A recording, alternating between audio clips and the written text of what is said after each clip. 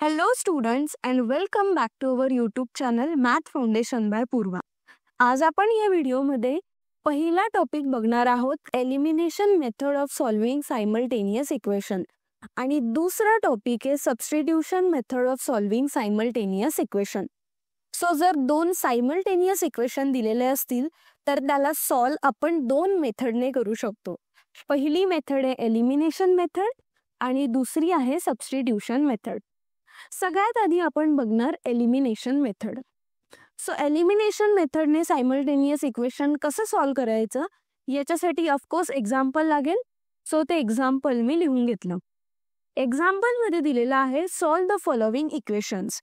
याचा अर्थ काय, हे दोन इक्वेशन सॉल्व करा आणि एक्स अँड वाय ची व्हॅल्यू फाइंड आउट करा. पण एक्स आणि वाय ची व्हॅल्यू फाइंड आउट करण्यासाठी आपण काय वापरणार, एलिमिनेशन मेथड. सो सगळ्यात आधी ह्या मेथडने सॉल्व करण्यासाठी आपण जे दिलेलं इक्वेशन आहे ते लिहून घेऊ. सो 3x + y = 5 हे झालं इक्वेशन नंबर 1. 2x + 3y = 1 हा झाला equation number 2. So elimination method मध्ये काय असतं, एक व्हेरिएबल शोधायचं असतं आपल्याला. सो मी इथं लिहिला एक व्हेरिएबल शोधा आणि ह्या व्हेरिएबलचा जो कॉन्स्टंट असेल तो सेम पाहिजे दोन्ही इक्वेशन मध्ये, आणि सेम नसेल तर तुम्हाला तो सेम करावा लागेल. सो कसं, आता आपण हे इक्वेशन मध्ये बघू. तो सगळ्यात आधी पहिला व्हेरिएबल आहे एक्स. याचा कॉन्स्टंट आहे 3, याचा कॉन्स्टंट आहे 2. सो मी इथं लिहिला एक्स व्हेरिएबलचा कॉन्स्टंट आहे 3 आणि 2. वाय व्हेरिएबल आहे, वाय व्हेरिएबल त्याचा पहिला कॉन्स्टंट काहीच नाही असतो म्हणजे 1 असतो आणि दुसरा कॉन्स्टंट आहे 3. आता मला सांगा असा कोणता व्हेरिएबल आहे ज्याच्यात दोघी कॉन्स्टंट सेम आहे, कोणताच नाही. मग आपल्याला काय करावं लागेल, कॉन्स्टंट सेम करावा लागेल. ठीक आहे. आता कॉन्स्टंट सेम करण्यासाठी तुम्ही काय करू शकतात हे मला सांगा. Very nice. जर तुम्ही 1 ला 3 ने मल्टिप्लाय केलं तर याचा आन्सर येणार 3. सो वायचा हा कॉन्स्टंट पण 3 झाला आणि हा कॉन्स्टंट पण 3 झाला. Easy right. पण तुम्ही असं फक्त एकाच व्हॅल्यूला मल्टिप्लाय नाही करू शकत, त्याच्यासाठी तुम्हाला पूर्ण इक्वेशनला मल्टिप्लाय करावं लागेल. सो मी काय करणार, मग जो इक्वेशन नंबर 1 आहे त्याला आपण मल्टिप्लाय करू 3 ने. सो इथं काय येणार, मग 3x + y = 5. सो आता याला 3 ने मल्टिप्लाय करणार तर इथे येणार 3 × 3x + 3 × y = 3 × 5. सो 3 × 3 झालं 9x + 3y = 15. सो हे आपलं झालेलं आहे न्यू इक्वेशन नंबर 1.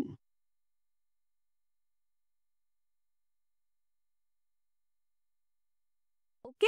सो हा ओल्ड इक्वेशन नंबर 1 होता, याला आपण मल्टिप्लाइड बाय 3 केलं आणि आपल्याकडे आलेला आहे न्यू इक्वेशन नंबर 1. सो हे दोघं इक्वेशन मी इथं लिहून घेतले. आता मला हे कळालेलं आहे की माझ्याकडे एक व्हेरिएबल आहे, त्या व्हेरिएबलचे कॉन्स्टंट सेम आहे. दुसरी गोष्ट चेक करायची की त्या व्हेरिएबलची साइन कोणती आहे. जर दोघी सेम असतील तर तुम्हाला सबट्रॅक्ट करावं लागतं आणि जर दोघं साइन अपोजिट असतील तर तुम्हाला ऍडिशन करावं लागतं. ठीक आहे. सो आता बघा या दोघांची साइन काय आहे, पॉझिटिव्ह आणि पॉझिटिव्ह, म्हणजे तुम्हाला काय करावं लागेल, सबट्रॅक्ट. आणि सबट्रॅक्ट करणं म्हणजे यांच्या सगळ्यांच्या साइन होतात चेंज. सो इथं आपण काय लिहिणार, सबट्रॅक्ट केल्यावर 9 - 2 होणार 7x + 3x आणि हा -3x होणार 0 = 15 - 1 होणार 14. असं आपण सबट्रॅक्ट केलं. सो इथं आलं 7x = 14 आणि लास्ट मध्ये x = काय येणार, मग 14 / 7. सो x = काय आलं, 2. तो आपल्याला एक व्हॅल्यू तर इथून मिळाली, काय, x = 2. आता ही व्हॅल्यू आपण इक्वेशन नंबर 1 मध्ये पुट करणार. सो मी तेच लिहिलंय की x = 2 आपण इक्वेशन नंबर 1 मध्ये पुट करू. सो इथे येणार 3 multiplied by 2 plus y equal to 5. So इथे आलं 6 plus y equal to 5. y ची व्हॅल्यू काढण्यासाठी आपण सिंपल या 6 ला इकडं पाठवणार आणि फायनली y इक्वल टू आलेलं आहे -1.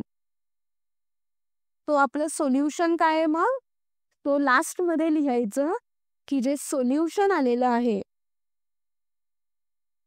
त्याच्यामध्ये x इक्वल टू आहे 2 अँड y इक्वल टू आहे -1.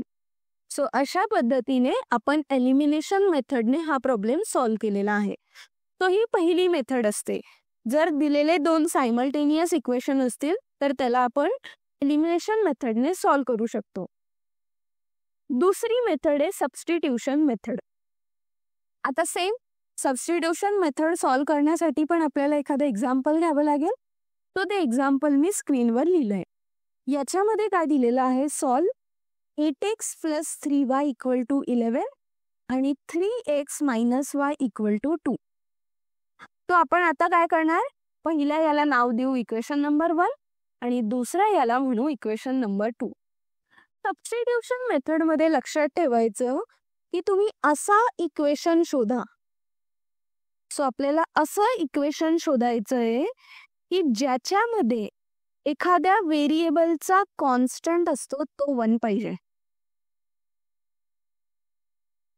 आता मी एवढं का सांगते? कारण तुमच्या डोक्यामध्ये ते फिट राहील की जेव्हा पण सबस्टिट्यूशन मेथड आलं तेव्हा हे लक्षात ठेवायचं. ठीक आहे. तर आपण काय सांगितलं? असं इक्वेशन शोधा ज्याच्यामध्ये कॉन्स्टंट काय असेल? 1. आता बघा पहिल्या इक्वेशन मध्ये कॉन्स्टंट काय आहे? 8 आणि 3. व्हेरिएबलचं कॉन्स्टंट म्हणते हे x आणि हे y. दुसऱ्या इक्वेशन मध्ये इथं कॉन्स्टंट आहे 3 आणि इथं कॉन्स्टंट आहे 1. तो कोणता तुम्ही इक्वेशन शोधणार? Equation number 2. राईट. सो हा आता आपण इक्वेशन नंबर 2 ला सॉल्व्ह करू. सो इथं मी लिहिणार सॉल्व इक्वेशन 2. कसं सॉल्व्ह करणार? आधी तर जे इक्वेशन दिलेलं आहे त्यांना लिहून घेतलं आणि ज्याचं कॉन्स्टंट 1 होता म्हणजे हा जो y चा कॉन्स्टंट 1 होता याची व्हॅल्यू आपल्याला काढायची असते. सो मी काय करणार? इथं हा 3x लिहिला, ह्या 2 ला इकडं आणलं तर -2 झाला आणि ह्या y ला ह्या साईडला घेतलं. सो इथं काय आलं मग? y equal to 3x minus 2 आणि हा आपला एक इम्पॉर्टंट y ची व्हॅल्यू मिळाली. आता ही y ची व्हॅल्यू आपण दुसऱ्या इक्वेशन मध्ये टाकतो. तो इथं मी लिहिणार की put y equal to 3x minus 2 in equation number 1. कारण इक्वेशन 2 मधून y काढला आहे. सो आपण इक्वेशन नंबर आता 1 यूज करणार. सो इक्वेशन 1 लिहिलं, याच्यामध्ये y ची व्हॅल्यू टाकू. सो हा 8x खाली तसाच लिहिला प्लस 3 आणि इथं y ची व्हॅल्यू काय येणार? 3x मायनस 2 इक्वल टू आलं 11. परत याला सॉल्व करू. आता हा झाला 8x plus 3 multiplied bye 3x किती होतं? 9x आणि हा मायनस साइन 3 मल्टिप्लाइड बाय 2 होतो 6. 8x प्लस 9x किती होणार आहे? 17x equal to 11 plus 6. So 17x equal to झालं 17. आता x ची व्हॅल्यू काढण्यासाठी आपल्याला 17 ला 17 ने डिवाइड करावं लागेल. सो x इक्वल टू काय मिळालं आपल्याला? 1. तो बघा x ची व्हॅल्यू आता ही आपल्याला मिळाली. तर मी लिहिलंय put x equal to 1 in equation y equal to 3x minus 2. So हा आला y equal to 3 multiplied by 1 minus 2. So इथं आलं 3 मायनस 2 म्हणजेच 1. तो आपण इथं लिहिणार की या इक्वेशनचं जे सोल्युशन आहे ते काय आहे? x इक्वल टू 1 आणि y इक्वल टू 1.